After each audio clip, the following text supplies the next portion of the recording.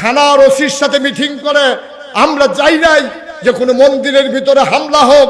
যেই মন্দিরের লোকগুলোকে আমরা পাহারা দিলাম তারা সংখ্যালঘু বলে আজকে তারাই আমার ভাইকে চিটাগঙ্গে হত্যা করে, ঠিক কিনা বলো? এই জন্য আমরা তাদেরকে পাহারা দিছিলাম না। আমরা মনে করেছিলাম তারা সংখ্যায় কম, তাদের উপরে যেন কেউ আঘাত না করে।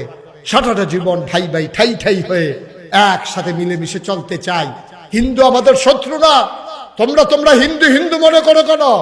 আমরা মুসলমানরা মনে করি আমরা 1 নাম্বার আমাদের পরিচয় আমরা মুসলমান, তারপরে আমাদের সবার একটাই পরিচয় আমরা বাংলাদেশে অবস্থান করি।